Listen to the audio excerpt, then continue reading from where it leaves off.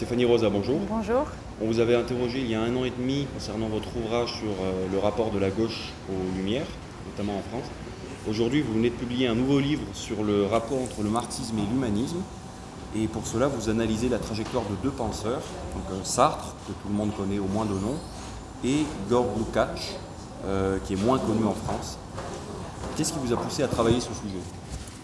Alors, en fait, dans un certain sens, ce nouvel ouvrage, il est la suite de l'enquête sur l'héritage des Lumières dans la gauche, mais de manière un peu plus spécifique, puisque j'ai choisi, dans cet héritage de Lumière, de centrer sur l'humanisme et, parmi les différentes options de la gauche, sur le marxisme. Hein. Donc, voilà, il y a une forme de continuité, mais en même temps... quelque chose de plus spécifique. Ce qui est arrivé, c'est qu'à la fin de Lumière de la gauche, si vous vous souvenez, dans le dernier chapitre, j'évoque le rapport aux Lumières de trois penseurs, Sartre, Lukács et C.L.R. James.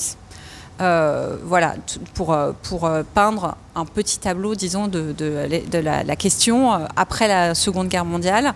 Et en fait, j'étais restée un peu sur ma faim. J'avais bien vu, en commençant à travailler, que chez Sartre et chez Lukács, il y avait vraiment une richesse conceptuelle, une ampleur de vue qui méritait mieux en fait qu'un petit bout de chapitre. Et donc j'ai eu envie d'approfondir la question, d'autant que, alors c'est un autre aspect, mais il m'a semblé, j'avais cette intuition-là et elle a été confirmée, que le marxisme humaniste, c'est un courant d'idées qui a disparu, enfin qui a fini par laisser la place dans les années 70 à d'autres courants, mais qui peut nous aider à nous orienter dans le temps présent et peut-être aussi, on ne sait pas, à régler certains problèmes de notre temps. En quoi les parcours intellectuels et politiques de ces deux penseurs, donc Sartre et Lukács, illustrent-ils le rapport complexe du marxisme à l'humanisme? Alors, il faut savoir que l'humanisme marxiste, en fait, devient une option à partir des années 30, puisqu'à la toute fin des années 20, début des années 30, l'Institut Marx-Engels-Lénine de Moscou déterre en quelque sorte les textes de jeunesse de Marx et commence à les mettre en circulation, puisqu'ils ne l'avaient jamais été, en russe et en allemand. Donc on a notamment les manuscrits philosophico-économiques de 1844, qui sont vraiment le texte essentiel, hein, disons, fondateur du marxisme humaniste, et puis l'idéologie allemande, qui pareil était un manuscrit qui était resté dans les cartons jusqu'à cette date. Et donc c'est sur cette base-là que un certain nombre de penseurs, un petit peu dans les années 30, puis surtout après la Seconde Guerre mondiale, va tenter de régénérer le marxisme face à ce que les uns et les autres considèrent, donc pour plusieurs raisons, on pourra y revenir, hein, mais comme un appauvrissement du marxisme. Alors c'est déjà la critique que fait Lukács au marxisme orthodoxe de la social-démocratie, notamment de la social-démocratie allemande avant la Première Guerre mondiale. Et c'est ensuite une critique qui va être adressée au marxisme orthodoxe des staliniens. Voilà. Et donc, pour le dire vite, on va revenir après peut-être dans les détails, mais ce qui est reproché au marxisme orthodoxe, c'est un certain mécanisme. C'est-à-dire que on porte l'analyse sur l'infrastructure, donc sur la structure économique d'une société donnée, soit le capitalisme, soit éventuellement la Russie soviétique. On analyse les rapports de classe, l'état de la lutte des classes, l'état du rapport de force, et on considère que ce qui se passe dans la conscience des individus qui agissent dans l'histoire n'est que le reflet de cet état de la structure. Et donc, il n'y a pas de spontanéité de l'action des êtres humains, il n'y a pas vraiment de liberté, pour le dire de manière très simple, alors que justement, notamment dans les manuscrits de 1944 et dans l'idéologie allemande, ce que vont chercher les auteurs marxistes-humanistes, c'est une certaine insistance quand même sur, au contraire, les capacités des êtres humains à s'auto-créer, à créer leur société, à la faire évoluer par leurs actions. Et puis, dans l'idéologie allemande en particulier, il y a cette importance accordée au phénomène idéologique. C'est-à-dire que ce qui se passe dans la conscience des humains en termes culturels, politiques notamment, ça a de l'importance.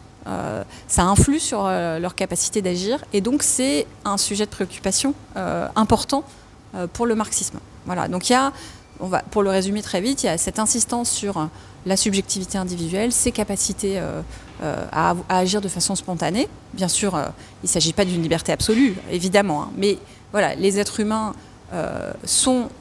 c'est eux qui font l'histoire, même s'ils ne la font pas dans n'importe quelle condition, mais c'est quand même eux qui la font. Et puis cette insistance sur les phénomènes idéologiques et l'intérêt pour ces phénomènes comme des paramètres qui expliquent les actions des humains aussi, et pas seulement l'infrastructure économique. Est-ce qu'on peut dire que, d'une certaine manière, le travail de Sartre et Lukács reflète un petit peu sur le plan philosophique les interrogations qu'ont pu conduire Lénine et Gramsci, par exemple, à critiquer les impasses de la social-démocratie, que ce soit russe ou européenne dans le cas de Gramsci? Le rapport à l'action politique, la nécessité de s'opposer à ce qu'ils pouvaient considérer comme de l'économisme chez certains marxistes, le fait de considérer que quelque part il fallait laisser le capitalisme poursuivre son déploiement pour ensuite que la classe ouvrière finisse par prendre le pouvoir sans vraiment laisser de place à l'action politique. Oui, c'est une conséquence de ce qu'on vient de développer, c'est-à-dire que oui, au fond, si le capitalisme développe lui-même ses contradictions et que les contradictions finissent par exploser, enfin, la révolution d'une certaine manière est inéluctable, alors qu'au contraire, hein, si on estime que l'histoire est faite par les hommes et que bien sûr ce qui se passe dans l'infrastructure est important, mais que tout n'est pas déterminé totalement, ben oui, voilà, il y a de la place pour l'action politique, il y a la place pour la décision collective ou la décision individuelle et collective. Et donc oui, le politique reprend son importance. Ouais. Quelles sont les polémiques qui ont opposé Sartre et Lukács et sur quoi portent leurs désaccords? Alors, il faut savoir que, en termes de débat Lukács-Sartre, l'essentiel a lieu avant la conversion, entre guillemets, de Sartre au marxisme. Donc, c'est dans les années 40. Au moment où Sartre publie, donc en 1945, il tient sa conférence qui sera publiée, L'existentialisme est un humanisme.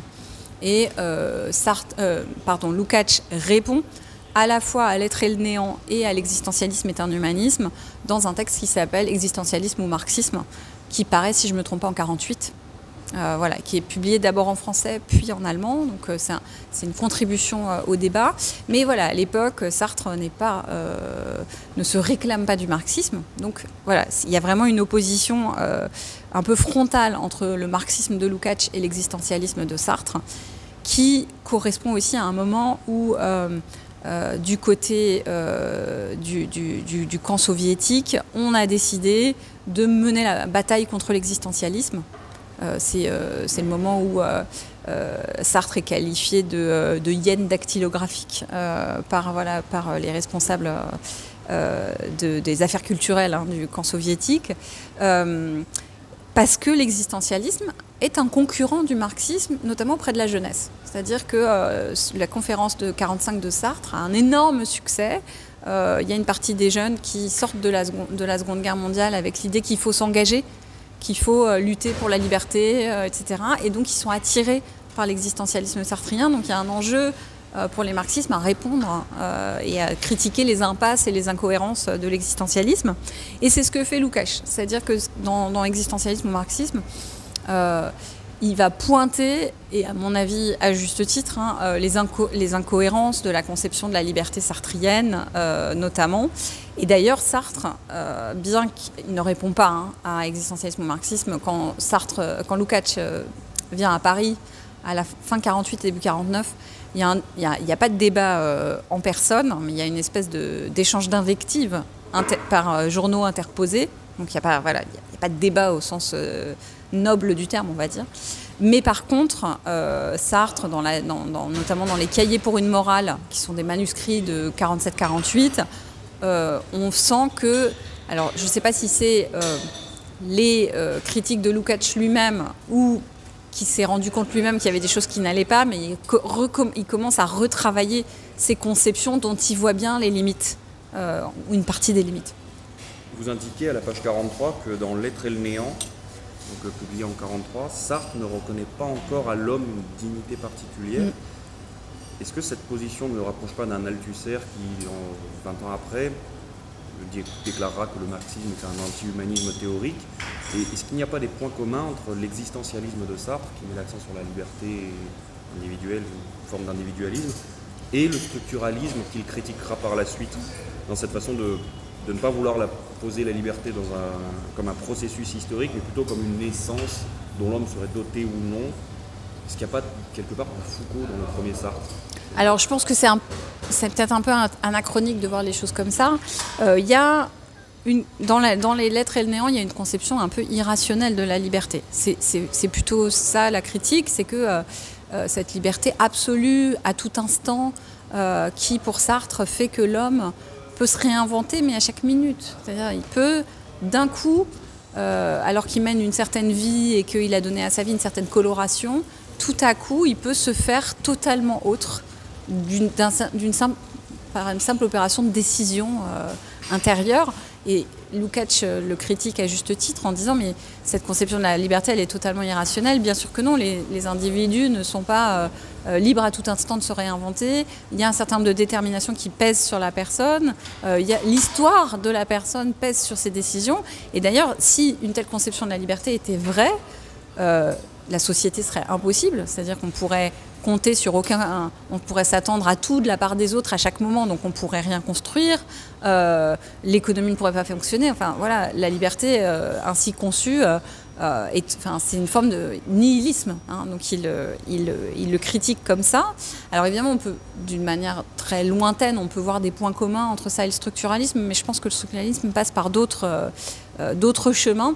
Et par contre, ce qui chez Sartre est peut-être commun, alors pas à Lévi-Strauss et pas à Althusser, mais peut-être à Foucault, c'est l'ascendance heideggerienne. Et l'idée notamment et qui est repris par Sartre, que au fond, l'accès, mais qui est anti-humaniste, que l'accès à l'humanité n'est pas donné. C'est-à-dire qu'il y a déjà chez Heidegger l'idée que tant que l'être humain vit dans ce qu'il appelle la quotidienneté, c'est le « on » impersonnel, il n'est pas une vraie personne, il n'accède pas vraiment à l'humanité. L'humanité, c'est l'ouverture à l'être, et c'est aussi l'être pour la mort chez Heidegger. Donc il faut contempler sa mortalité, sa propre mort, faire face à sa propre mort, à l'angoisse que suscite sa propre mort, pour s'acheminer vers l'humanité. Et chez Sartre, on retrouve cette espèce de distinction qui est anti-humaniste, hein, et que Sartre en plus transcrit sur le plan politique, donc c'est d'autant plus problématique. Ce que Heidegger fait, mais de façon implicite, bien sûr derrière il y a une mystique politique chez Heidegger, mais chez Sartre c'est très clair et très ouvert. Les prolétaires, ça il le dit dans Les communistes et la paix, qui est un gros article où pourtant il a l'air de soutenir le Parti communiste et d'être devenu un partisan dans le plein sens du terme. Et pourtant, ce qu'il dit, c'est qu'en fait, les prolétaires sont, comme il le dit, des sous-hommes conscients de leur sous-humanité, des sous-hommes quand même. Hein. Et il prétend que Marx, c'est une citation de Marx, mais jamais Marx n'a dit une chose pareille, hein, c'est une citation inventée par Sartre, et qu'au fond, pour accéder à l'humanité, ils doivent militer, syndicalement et politiquement. Mais donc, si on prend le prolétaire lambda, si je puis dire, c'est un sous-homme. C'est quand même ça que dit Sartre. Est-ce qu'on ne peut pas y voir peut-être un héritage un peu nietzschéen dans ce regard aristocratique qui jette sur la classe ouvrière? Moi, je pense que on a plutôt, encore une fois, cette ascendance heideggerienne qu'on va retrouver chez Hannah Arendt, de la même manière et de façon tout aussi problématique. Arendt dit que ceux qui sont dans ce qu'elle appelle le travail, au sens, vraiment, la poiesis d'Aristote, travailler la matière, et qui n'accèdent pas à l'échange, le débat politique, le dialogue politique avec ses pairs, ne sont pas des êtres humains à part entière. Donc on retrouve cette idée-là. Et alors j'ai oublié la question du coup. Est-ce qu'il n'y avait pas du coup aussi un héritage un peu nietzschéen? Ah oui, voilà, c'est ça. La question. Je pense que c'est plutôt que Sartre est resté, malgré tous ses efforts, c'est resté un bourgeois. Qui regardait les opprimés avec un œil à la fois compatissant, qui a voulu très fort s'affilier au camp des opprimés, prendre leur parti, porter leurs étendards, mais qui n'a jamais vraiment réussi à s'y identifier et qui n'a jamais vraiment réussi à les considérer comme des égaux, encore une fois, malgré tous ses efforts. Et moi, je trouve que c'est un peu une base continue toute sa vie. Si on prend par exemple le texte particulièrement inacceptable qu'il a écrit, la préface aux damnés de la terre de Fanon, si vous regardez la façon dont il parle des indigènes, c'est très méprisant en fait. Alors il prétend prendre leur parti, mais il ne les considère pas complètement comme des humains. On peut peut-être y voir un écho à certaines dérives qu'on peut observer dans la gauche française depuis une quarantaine d'années d'ailleurs. Oui, alors sur le plan, sur le rapport aux colonisés, puis aux personnes issues de l'immigration postcoloniale. Et aux masses populaires en général d'ailleurs. Et aux masses populaires, mais ça se voit particulièrement, je trouve, dans le rapport de la gauche contemporaine, une grande partie de la gauche contemporaine aux gens issus de l'immigration. Il y a une forme de paternalisme. On n'arrive pas à les considérer comme des égaux. Et la meilleure preuve, c'est que les préjugés religieux des Blancs sont critiqués de façon extrêmement ferme. Les préjugés religieux des immigrés sont excusables, sont même tout à fait tolérables, mais en fait, c'est parce qu'on ne les considère pas comme nous. En fait, on a des critères différents pour juger des opinions des uns et des opinions des autres. Ce qui, à mon avis, est une forme non assumée mais de racisme, en fait, à mon avis. Sartre a évolué intellectuellement au cours de sa vie.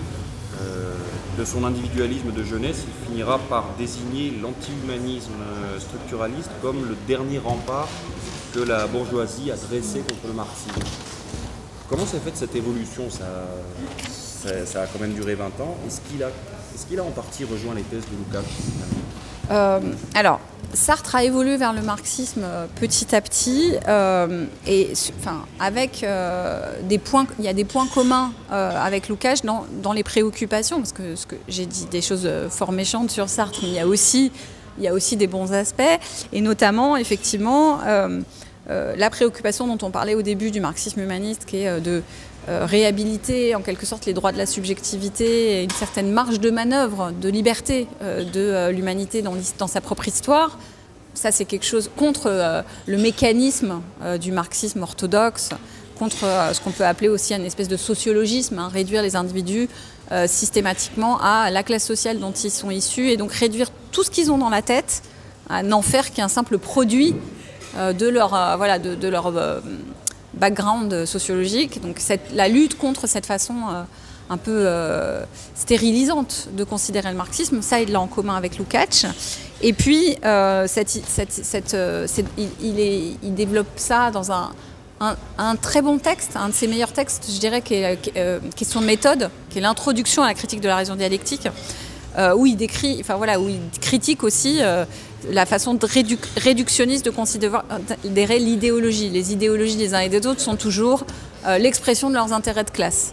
Et Sartre dit, bah non, c'est plus compliqué que ça. Lukács le dit aussi, toute la destruction de la raison est une grande tentative d'expliquer l'idéologie, une partie de l'idéologie allemande irrationaliste des 19e et 20e siècles, qui ne se réduit pas, qui bien sûr prend en compte, mais ne se réduit pas au rapport de classe, stricto sensu.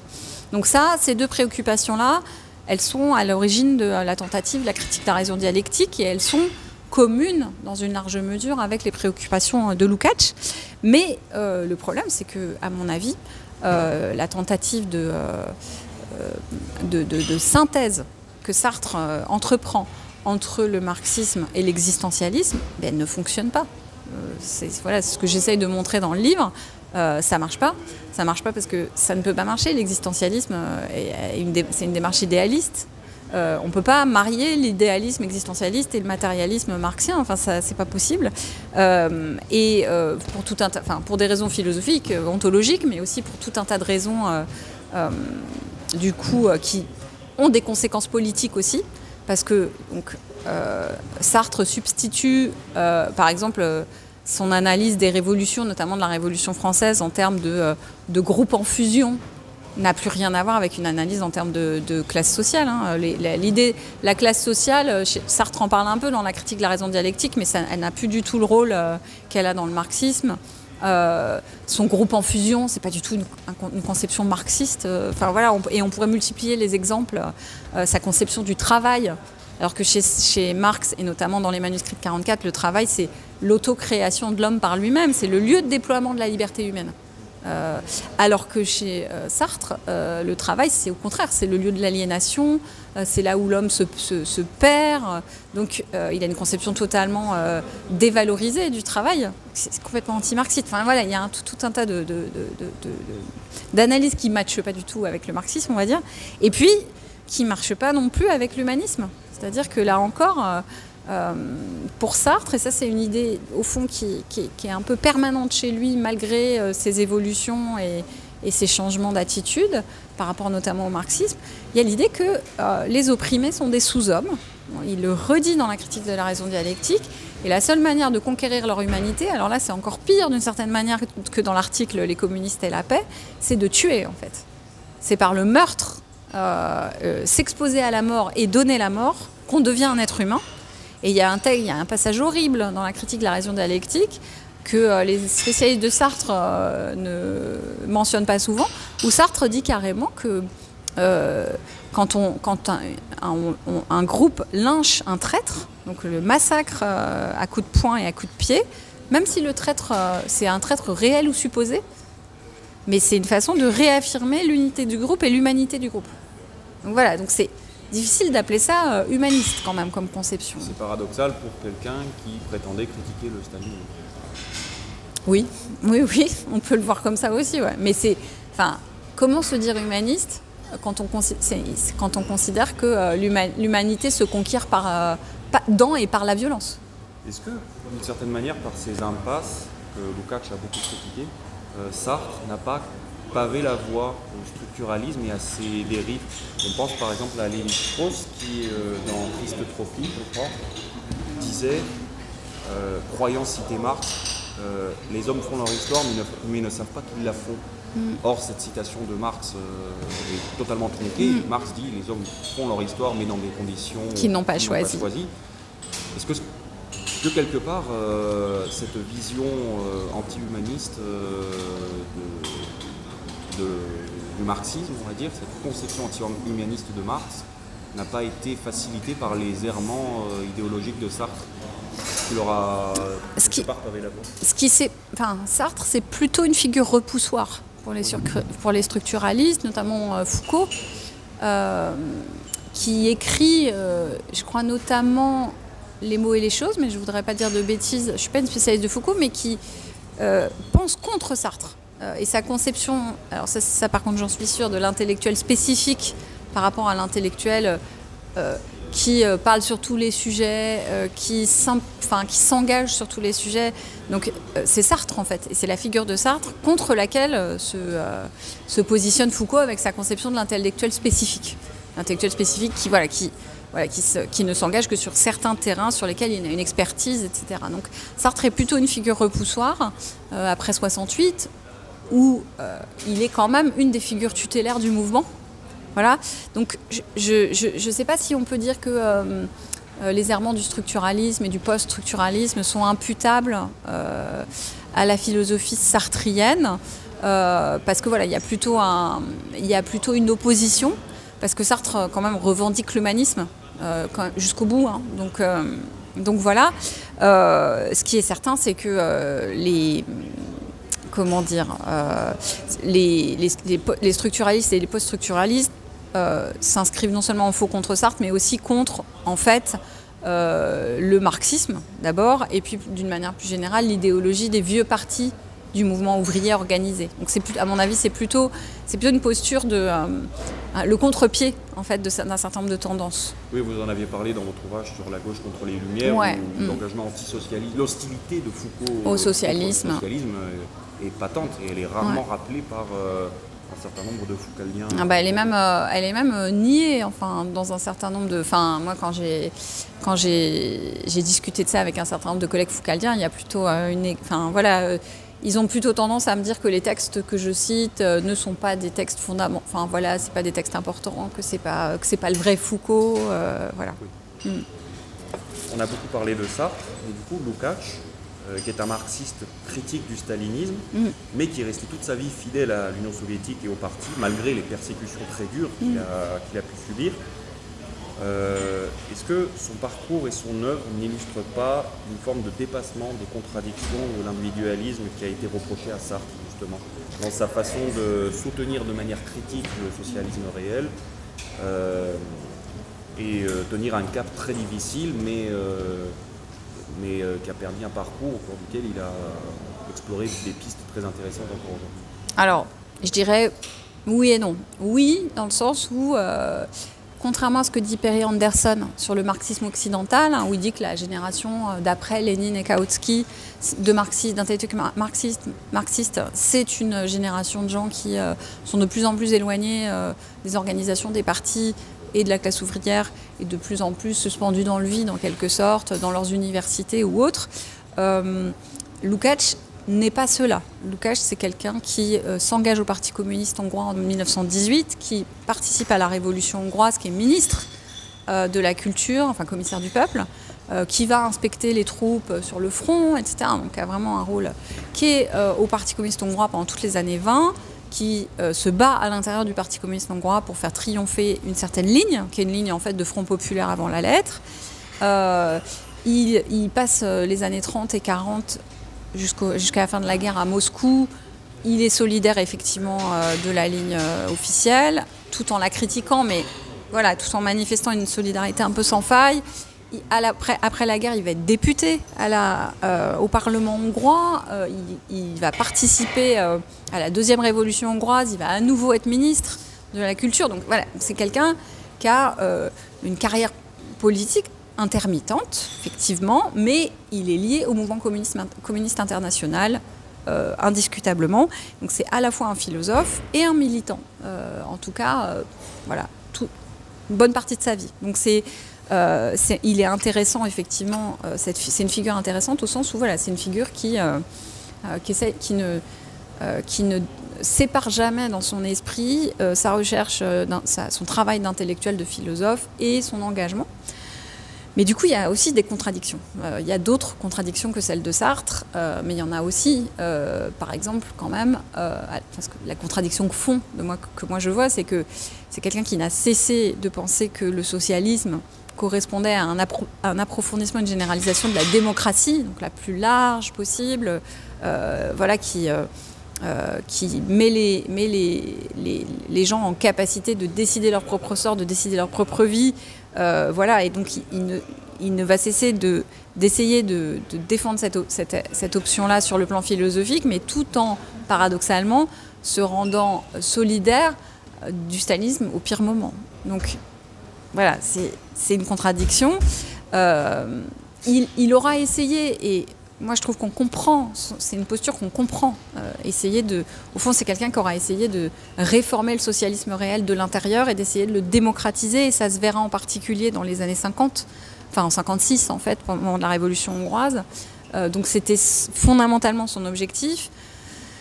Mais voilà, on se rend compte aujourd'hui que le socialisme réel n'a pas été réformable finalement, puisqu'il n'a pas été réformé. Enfin, voilà, l'histoire a tranché. Alors à l'époque de Lukács, on ne pouvait pas le savoir. Et au fond, disons, sa tentative se comprend.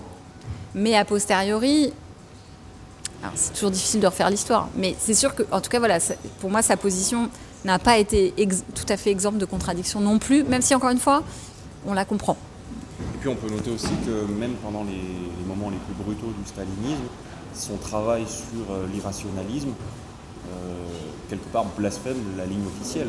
Il s'oppose à l'opposition stricte entre idéalisme et matérialisme pour ajouter une opposition entre le rationalisme et l'irrationalisme de façon à analyser l'essor du fascisme sur la longue durée dans l'intelligentsia allemande. Et ça plaisait, ça a été terriblement, pas du tout accepté à l'Ouest, mais ça a aussi été très critiqué à l'Est. Oui, c'est-à-dire qu'il s'est mis dans une situation où finalement il n'a jamais été considéré comme un orthodoxe par les orthodoxes, qui ont toujours senti à juste titre ses réserves, ses critiques, même s'il a fait le mieux possible pour ne pas les mettre ouvertement sur la table. Et il n'a pas été compris non plus à l'Ouest, où il passe pour un stalinien de la pire espèce. Donc il s'est retrouvé seul en fait dans une situation un peu... Et effectivement, son opposition au stalinisme n'était pas seulement une opposition politique, effectivement un parti pris en faveur de la démocratisation, mais elle avait des racines dans ses conceptions plus larges, philosophiques, esthétiques, historiques, etc.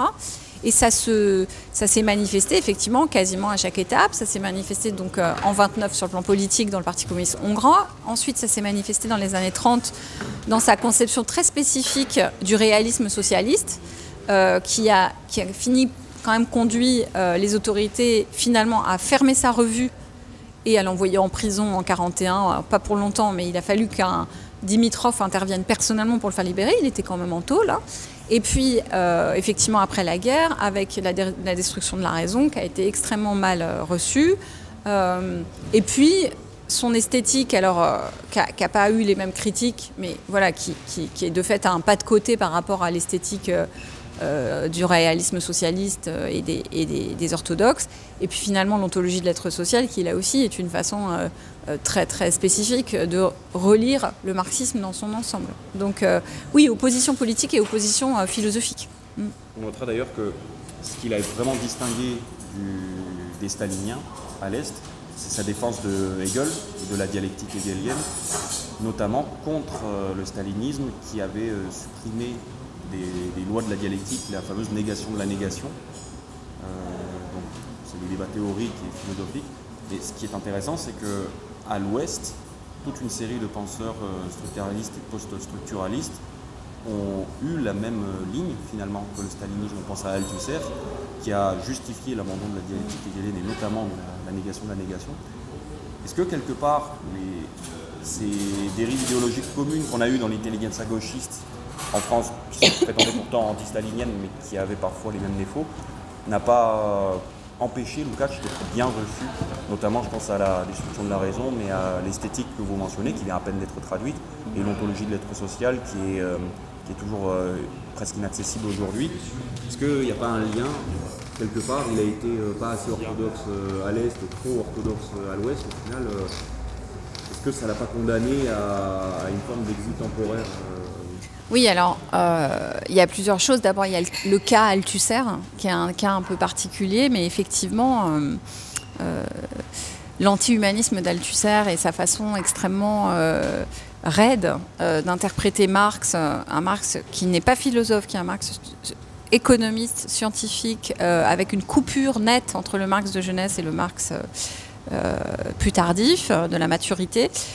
Ça convient, ça correspond à une certaine orthodoxie stalinienne, notamment dans les années 30 et 40, qui effectivement rejette la dialectique de Hegel, etc.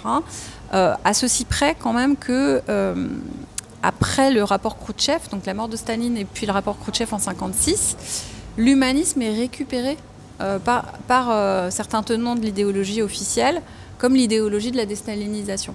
Et donc on voit, alors que jusqu'en 1956, l'humanisme marxiste est repris par des intellectuels marxistes hétérodoxes, alors certains comme Lukács qui sont dans le bloc de l'Est, mais aussi un certain nombre qui sont dans le PC, par exemple Henri Lefebvre, qui est un grand marxiste humain, un des premiers, et qui reste dans le PC jusqu'à ce qu'il s'en fasse exclure, donc voilà, dans le mouvement communiste, mais aussi de marxistes hétérodoxes, voilà, Lucien Goldman, des gens comme ça, donc qui sont des critiques du Staline, des critiques du stalinisme extérieurs au stalinisme. Bon, à partir de 56, 58, 60, la situation elle évolue et l'humanisme se met à devenir, par exemple, l'idéologie d'un Garaudy qui incarne au fond la ligne officielle du parti, qui est le philosophe officiel du parti. Donc les lignes bougent et du coup Althusser réagit à cette ligne officielle avec son anti-humanisme. Voilà, donc les choses évoluent, mais effectivement Althusser incarne quand même effectivement une forme de stalinisme maintenu en quelque sorte, et du coup il se positionne en faveur de la révolution chinoise et du maoïsme, donc une version dure, j'ai envie de dire. Puis un marxisme non hegelien. Non, un marxisme tout à fait anti-hegelien, ouais, tout à fait. Donc voilà, je pense que ce qui explique, encore une fois, ce qui explique plutôt les errements des structuralistes et tout, c'est vraiment, encore une fois, cette volonté de se démarquer de toute une tradition, de toute la tradition socialiste. Et ça s'explique par ça, avant tout. Ce sujet que vous abordez, notamment le rapport complexe de Sartre et Lukács à l'humanisme, c'est très mal connu en France aujourd'hui, surtout pour Lukács. Est-ce qu'il en est de même à l'étranger? Est-ce qu'il y a des penseurs marxistes français qui se sont penchés sur ces discussions philosophiques dans les années de guerre froide?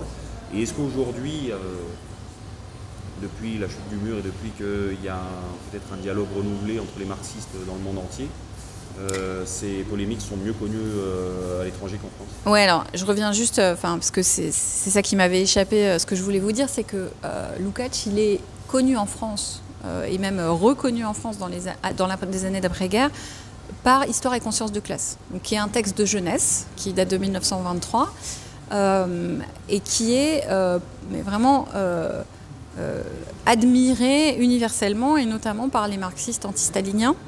C'est un texte qui est déjà humaniste par plein d'aspects, mais qui est aussi assez idéaliste et que Lukács reniera plus tard. Et donc pour les marxistes occidentaux hétérodoxes, il y a un Lukács de jeunesse qui est magnifique et il y a un Lukács de la maturité qui est lamentable, dont on ne peut rien tirer, etc. Et donc c'est ce Lukács-là, coupé en deux et dont au fond on ne reprend que la partie qu'il a lui-même reniée, qui est connu en France jusqu'à nos jours. On ne compte plus les colloques, les collectifs, les livres écrits sur Histoire et conscience de classe. Donc c'est une réception très importante. Des gens comme Lucien Goldman que j'évoquais tout à l'heure, c'est un héritier du jeune Lukács. Et voilà. Et il estime que le vieux Lukács ou le Lukács de la maturité n'est pas intéressant. Donc c'est cet héritage-là qui explique qu'on n'a pas traduit ou très peu traduit, et pour certains pas avant, vraiment là, l'année dernière, des grands textes qu'on considérait comme des textes staliniens et donc pas intéressants. Donc ça c'est en France, c'est un peu différent dans d'autres pays. En Italie, on a une traduction de l'ontologie de l'être social qui est plus ancienne. Au Brésil, donc j'ai appris récemment que on a aussi des traductions de l'ontologie de l'être social, que donc le Lukács de la maturité est quand même discuté, même si voilà, moi j'ai pas accès à ces discussions-là. Enfin, j'ai eu un peu accès au débat en Italie, mais peu au débat pour des raisons de langue, de barrière de langue. Mais voilà, et en France, d'une certaine manière, on a un retard par rapport à ces autres pays qui discutent le Lukács de la maturité, qu'on est en train de rattraper, mais qui est encore difficile. Il n'y a pas d'édition scientifique, c'est ce qu'on se disait tout à l'heure. Il n'y a pas d'édition scientifique, ni de l'esthétique, ni de l'ontologie de l'être social, ni de la destruction de la raison, ni du jeune Hegel. Donc 4 très grands livres de Lukács de la maturité, on n'a toujours pas d'édition scientifique. Comment vous expliquez ce retard? Est-ce que ce retard sur l'Italie, par exemple, ne peut pas s'expliquer par le fait qu'en Italie, il y a une école de marxisme hegelien qui s'est maintenue depuis 30 ans, qui s'est même renforcée avec la figure de Domenico Losurdo, de ses disciples? Là où en France, on a connu un clair déclin intellectuel. Oui, non, mais c'est sûr, en Italie, l'hégélianisme n'a pas du tout la même histoire. La réception de l'hégélianisme est totalement différente. Et on parle de Domenico Losurdo. Il a repris certaines des intuitions de Lukács de manière très claire. Dans son gros Nietzsche, dans sa biographie intellectuelle de Nietzsche, en fait, d'une certaine manière, je ne veux pas dénigrer le travail de Domenico de Losurdo, mais c'est une espèce de grand développement, déploiement des intuitions de Lukács, des 50-60 pages que Lukács consacre à Nietzsche dans La destruction de la raison. Et d'une manière générale, la manière dont Losurdo lit les auteurs, que ce soit Hegel, Kant, Heidegger ou d'autres, c'est très imprégné de ce qu'avait déjà développé Lukács avant lui. Et puis il apporte peut-être une analyse moins germano-centrée de l'irrationalisme aussi. Tout à fait, ouais, tout à fait. Il montre que l'irrationalisme de Nietzsche, en l'occurrence Nietzsche, à l'époque, s'inscrit dans un contexte qui dépasse largement l'Allemagne et même l'Europe, puisqu'il cite aussi la situation intellectuelle aux États-Unis. Oui, c'est-à-dire que Lukács, il y a tout un tas d'aspects, évidemment tout un tas d'aspects de la pensée de Nietzsche qui ne sont pas abordés, parce que Lukács écrit un livre qui retrace une tradition plus que la pensée de tel ou tel auteur, et donc il y a des lignes de force, mais après on n'a pas les détails. Et ce que fait Losurdo, et qui est très fort, qui est très bien, c'est d'aller voir comment, dans le détail de ce que pense Nietzsche, on a l'écho effectivement de débats contemporains, et qui ne sont pas seulement des débats allemands, effectivement, qui sont liés au colonialisme européen dans ces années-là, et à toute l'idéologie pseudo-scientifique que charrie en fait le mouvement colonial. Donc voilà, la seule chose que moi je suis vraiment très réservée chez Losurdo, c'est son concept de libéralisme, parce que Losurdo fait vraiment du libéralisme, de façon très unilatérale. Une pensée raciste, une pensée bourgeoise, une pensée Et là, pour le coup, je trouve que il y a de l'économisme, il y a un peu du réductionnisme et puis il y a un peu de manichéisme aussi. Le libéralisme au XVIIIe siècle, c'est une idéologie de l'émancipation bourgeoise, certes, mais de l'émancipation. Elle porte des choses dont on a hérité dans le mouvement socialiste, notamment la critique de la religion, du cléricalisme, qui disparaissent complètement chez Losurdo. Ça peut dépendre aussi de certains ouvrages, parce qu'il a consacré des ouvrages à la pensée de Kant et ses apports au mouvement révolutionnaire. Oui, je pense à la contre-histoire du libéralisme, que j'ai trouvé quand même caricatural. Ouais. Intéressant, mais caricatural.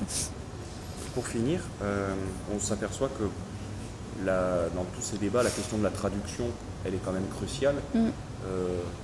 La question de l'échange entre les marxistes des différents pays. On sait par exemple que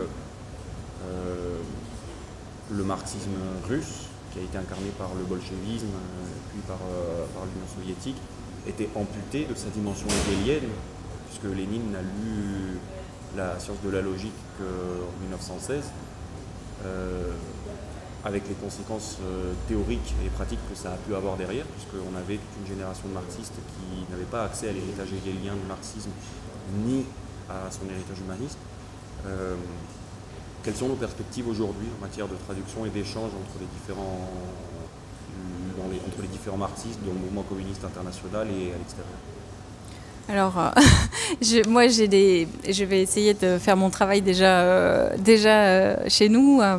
Je vous l'ai dit, j'ai un projet de traduction, de retraduction en fait, des grandes œuvres de Lukács, parce qu'elles sont traduites, mais alors pas l'esthétique ça vient d'être fait. Bon, la traduction est très bien. Je regrette l'absence d'appareil critique, c'est vraiment dommage, mais bon, on ne va pas revenir là-dessus, les deux bouquins sont là. Et par contre, l'ontologie de l'être social, elle a été traduite par petits morceaux par Delga, par morceaux, pas par petits morceaux, mais il en manque une partie, c'est pas dans l'ordre et il n'y a pas d'appareil critique. Et en plus la traduction, ils ont fait ce qu'ils ont pu, mais donc je pense qu'il faut reprendre ce travail. Et puis on a La destruction de la raison. Là aussi, les éditions Delga, elles ont traduit des morceaux, pas la totalité, pas d'appareil critique. Donc là aussi, je pense qu'il va falloir le faire. Et puis Le jeune Hegel, qui est un bouquin magnifique, vraiment. Justement, on parlait de la réception de Hegel. Vraiment, Lukács est aussi bien du point de vue de la généalogie du marxisme, mais même que de la restitution de Hegel dans dans un contexte historique, dans ses apports spécifiques, etc. C'est vraiment un magnifique livre et donc je pense qu'il faut aussi le rendre accessible. Donc moi j'ai ce projet-là, mais j'ai un projet plus large autour du marxisme humaniste. C'est-à-dire que je pense que mon enquête n'est pas du tout terminée. Il y a des pans entiers du marxisme humaniste que j'ai l'intention d'explorer. Il y a Henri Lefebvre. Les archives, elles viennent d'être déposées, les archives personnelles d'Henri Lefebvre dans un institut, dans un centre d'archives. Donc, alors elles sont plus ou moins accessibles. Mais enfin voilà, moi j'ai l'intention notamment de travailler sur le Lefebvre des années 30. Justement le Lefebvre, parce que je ne vous l'ai pas dit, mais c'est Lefebvre et Gutermann qui traduisent en français les textes de jeunesse de Marx pour la première fois dans les années 30. Lefebvre est un des premiers marxistes humanistes et dans les années 30, il écrit La conscience mystifiée, le matérialisme dialectique, donc des textes qui sont une première relecture humaniste de Marx à la lumière des manuscrits de 44. D'ailleurs, ça me fait penser que dans son petit Que sais-je sur le marxisme, publié à après-guerre, c'est ça. Il y a un chapitre qui s'appelle La conception marxiste de l'homme, si je ne me trompe pas. Oui. Qui n'est pas anodin. Oui, Lefebvre revendique tout à fait clairement l'humanisme toute sa carrière. Donc je pense qu'il y a des choses à faire de ce côté-là. Il faut rééditer aussi les textes des années 30. Je pense qu'il faut les retravailler. Et puis, il y a tous ces marxistes des années 30 aussi, alors qui ne sont pas des marxistes des manuscrits de 44, mais qui sont des marxistes de la tradition des Lumières et de la Révolution française. Des gens comme Henri Vallon, des gens comme Paul Langevin, Paul Hitzer, tout à fait. Donc ça, là aussi, c'est un champ que j'ai l'intention d'explorer dans les années qui viennent.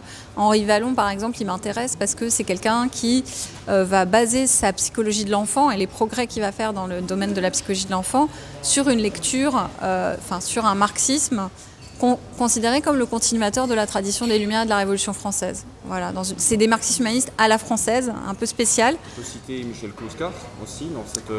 Faut voir. Alors là, je réserve ma réponse parce que j'ai pas, j'ai lu que le capitalisme de la séduction. Je connais pas assez bien Clouscar pour en parler, mais pourquoi pas. Il a dans son ouvrage de la modernité Rousseau ou Sartre, qui a été réédité chez Delga sous un autre titre. D'accord. Il fait de Rousseau un précurseur de la dialectique marxiste. Il n'est pas le premier à faire ça. Il n'est pas le premier, mais on sent qu'il y a, pour un philosophe qui a été accusé d'être stalinien à l'époque et de suivre le parti en toutes circonstances, il s'inscrit peut-être dans une certaine mesure dans cet héritage-là, un marxisme à la française. Alors il faut voir. Pas fermé à l'influence léniniste et aux influences extérieures, pas du tout d'ailleurs. Il était lecteur de Lukács aussi, mais est-ce qu'il n'y a pas un dialogue à avoir là-dessus? Il faut voir. Il y a une thèse qui est en train d'être rédigée sur Clouscar. Oui. Donc moi je suis curieuse de voir. Je pense que c'est aussi un travail collectif. Donc il faut voir. Et puis donc je pense que le marxisme humaniste c'est vraiment un continent en fait, tout à fait oublié. Qui gagne à être, à mon avis, redécouvert, revisité. Et puis moi, c'est ce que je vous disais tout à l'heure. Je travaille actuellement à préparer un bouquin sur, disons, une tentative de lire le capitalisme contemporain, les évolutions les plus récentes, à la lumière de certains concepts du marxisme humaniste lukácsien, qui, je pense, sont particulièrement féconds pour cette analyse-là. Ça permet aussi de ne pas trop tomber dans la critique du capitalisme contemporain, dans une forme de critique écologisante qui bascule dans l'anti-humanisme, voire même le malthusianisme parfois disons, chez certains courants. Je pense qu'une des choses qui est particulièrement importante et qu'on a tous oublié, et que Lefebvre rappelle pour le coup dans sa critique de la vie quotidienne, c'est que il faut être dialectique et donc on ne peut pas considérer le capitalisme comme une espèce de système qui rend chaque jour la situation un peu pire que la veille, dans une espèce effectivement de conception de l'effondrement. Et on a beaucoup ce discours-là quand même à gauche, une espèce de vision catastrophiste des choses. On l'a dans l'écologie, mais on l'a plus largement, c'est de pire en pire. Non, c'est pas de pire en pire. Je pense que justement le capitalisme c'est un système qui est contradictoire mais aussi extrêmement plastique, qui s'adapte en fait aux différents enjeux. Sur la question de l'écologie, par exemple, on dit l'effondrement est proche, quoi. Mais en fait, on ne sait pas. Le capitalisme, il a rebondi de nombreuses fois. À chaque fois, il y avait des gens pour dire qu'il allait jamais se relever de ses contradictions. C'est pas vrai du tout. Enfin, c'est jamais arrivé, en fait, jusqu'à aujourd'hui. Et donc, il n'est pas du tout sûr que le capitalisme ne parvienne pas à sortir de la crise écologique en développant des technologies nouvelles, en trouvant des parades, en fait, à un certain nombre à l'épuisement des ressources naturelles, etc. Je ne dis pas qu'il n'y a pas de danger, je ne dis pas qu'il n'y a pas de préoccupation à avoir. Bien sûr, et il vaudrait mieux passer à une économie planifiée si on voulait en finir avec les problèmes écologiques. J'en suis convaincue. Mais je ne les suis pas, les gens qui disent que la catastrophe écologique est inéluctable et devant nous et que le monde va ressembler à un désert et ainsi de suite. Moi, je crois que le capitalisme, s'il était incapable de renaître de ses cendres à chaque fois, on en aurait déjà fini avec lui. Et c'est pas le cas. Donc voilà, donc tout ça pour dire que je pense qu'aujourd'hui, le marxisme-humanisme peut aussi nous permettre d'avoir une lecture à la fois plus dialectique, mais du coup plus nuancée du monde dans lequel on vit, de la société dans laquelle on vit, de ces aliénations, de ces contradictions, etc., mais aussi des raisons pour lesquelles elle se maintient aussi bien, en fait. Il y a eu un débat donc chez les marxistes français à propos de l'humanisme. On sait qu'Althusser s'est positionné contre le marxisme humaniste en prétextant une coupure qu'il voyait entre le Marx de Genèse, donc les manuscrits de 44, et le Marx de la maturité. Quel est le rapport de Marx à l'essence humaine? Est-ce qu'elle n'est pas résumée dans ces fameuses thèses sur Feuerbach qui datent de 45, donc un an après les manuscrits? Oui, alors il y a eu une discussion, et c'est un des aspects du marxisme humaniste, c'est de réhabiliter l'idée d'essence humaine. Alors, pas pour dire, comme les chrétiens, ou comme on disait dans une philosophie classique, que l'essence humaine, c'était un ensemble de caractéristiques tout à fait stables, tout à fait données une fois pour toutes, et qui était une espèce d'essence humaine éternelle, finalement, dans l'histoire. Mais plutôt pour dire que, pour l'enraciner dans le travail, l'essence humaine, l'homme est l'animal qui travaille, le tool-making animal, hein, donc celui qui se crée lui-même par son activité de travail, qui s'auto-engendre et qu'engendre la société et du coup l'histoire aussi qu'il va vivre. Il y a aussi une dimension naturaliste, l'idée que de Marx, c'est quand même, dans les manuscrits de 44, l'homme est un animal souffrant, un être sensible, donc il a un corps aussi qui fait partie de sa nature. Et puis du coup, l'idée qu'il y a une dimension d'autocréation et donc d'indétermination. On n'a pas, chez l'homme de Néandertal, par exemple, déjà tout ce qui va se déployer dans l'essence humaine, pas du tout. Donc l'essence, elle se déploie dans l'histoire, mais il y a quand même un certain nombre de caractéristiques humaines essentielles. Et les marxistes humanistes s'appuient là-dessus pour dire s'il y a un certain nombre de caractéristiques humaines essentielles, de besoins humains essentiels, notamment même des besoins sociaux, le besoin d'être en harmonie, de vivre en harmonie avec ses semblables, de s'auto-créer, mais aussi du coup de projeter son être sur le monde, de transformer le monde conformément à ses propres désirs, à ses propres, d'y déployer ses compétences et donc de s'y épanouir. Donc les marxistes humanistes disent ça c'est important parce que si on définit un certain nombre de caractéristiques de l'homme et de besoins et du coup aussi de capacités, on définit aussi un idéal de vie bonne, au sens déjà où Aristote en parle, c'est-à-dire un idéal de vie dans lequel les capacités de l'homme seraient épanouies, où l'homme du coup atteindrait une forme de plénitude. Et à l'inverse, du coup, si on a cet idéal de vie qui est largement indéterminé, hein, il ne s'agit pas de dire que chacun doit vivre de telle ou telle manière, mais voilà, un certain nombre de choses, de choses par lesquelles l'homme doit passer s'il veut épanouir son essence, et ben on a aussi un repère critique pour dénoncer toutes les conditions sociales et historiques dans lesquelles l'homme se perd, est mutilé et aliéné. Le grand mot est lâché, le mot aliénation, qui est un mot qui va avoir une énorme fortune dans les années 50 et 60 chez les marxistes humanistes, parce que c'est la critique de toutes les conditions sociales et historiques qui aliènent, c'est-à-dire qui détruisent l'homme ou qui le diminuent, qui le mutilent, qui le rendent malheureux. Et donc on va pouvoir ancrer dans cette idée d'essence humaine et d'aliénation non seulement une critique de des conditions staliniennes d'existence, mais aussi une critique des conditions d'existence dans le capitalisme tardif. C'est-à-dire que pour les marxistes humanistes, ça va leur permettre de dénoncer une situation dans laquelle le capitalisme est moins violent qu'avant, au sens où c'est plus germinal. Les années 50-60, c'est la société de consommation dans les pays riches. Mais la société de consommation, une certaine aisance matérielle, etc., des conditions de travail qui ressemblent moins au bagne que c'était le cas avant, bien que, faut nuancer, mais enfin voilà.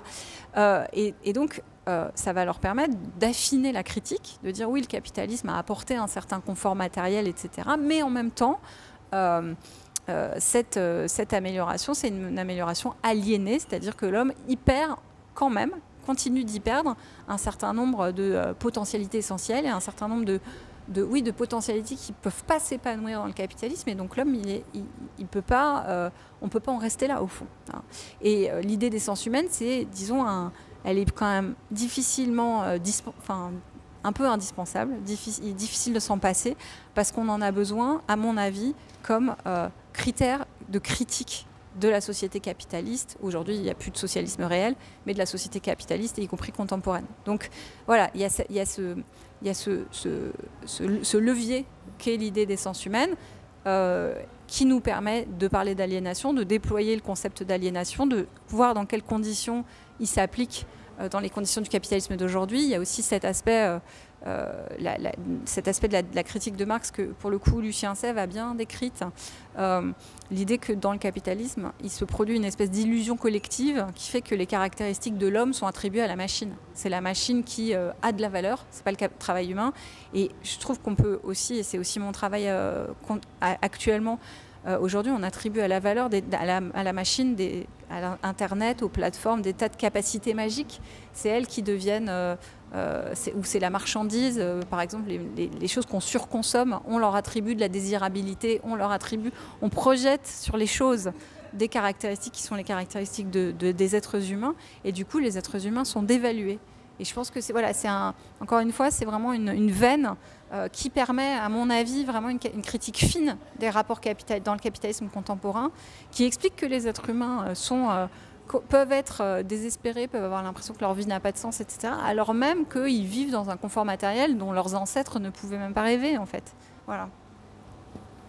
On peut d'ailleurs trouver paradoxal qu'un Althusser qui se revendiquait pourtant stalinien jusqu'à une période tardive et récusé en bloc toute notion d'essence humaine et d'humanisme, alors que même du côté du bloc de l'Est, on parlait de l'homme nouveau, de l'homme total qui s'accomplit, c'est-à-dire qu'il y avait une filiation évidente avec certains idéaux issus de la Révolution française. C'est quand même assez brutal comme coupure qu'Althusser a décrété entre... Oui, tout à fait. Alors voilà, cela dit, il a fallu déconstruire, c'est-à-dire que c'était une thèse forte aussi de la part d'Althusser de dire bah non, la notion d'aliénation, c'était un des grands débats de l'époque, elle disparaît dans le Capital. Voilà. Et il a fallu, et pour le coup là, Lucien Sève a fait le travail, il a été chercher dans le Capital toutes les occurrences des différentes termes associés à l'idée d'aliénation, réification, etc. Et puis surtout d'avoir montré que à travers l'expression les Fremde-Mächte, les pouvoirs, les puissances étrangères, c'était une expression qu'on retrouve dans le Capital à plusieurs reprises, qui sont la poursuite de cette idée de Marx qui est fondamentale dans les manuscrits de 1944. L'homme est aliéné parce qu'au fond, sa puissance de création, d'autocréation, ses capacités de sculpter le monde à sa mesure et en fonction de sa richesse intérieure, eh bien, disparaît sous le capitalisme. Le prolétaire, il a l'impression que, d'une certaine manière, les machines tournent toutes seules et qu'il n'est qu'un appendice de la machine, qui n'est plus à la source de toute valeur. Et que cette idée, elle se maintient dans le Capital. Donc, mais il a fallu le montrer, il a fallu, d'une certaine manière, la critique d'Althusser, elle a eu ce site positif qu'elle nous a obligés à affiner peut-être notre lecture de Marx. Et à y voir des choses qui n'avaient pas été vues, ou du moins pas vraiment suffisamment explorées avant lui, peut-être.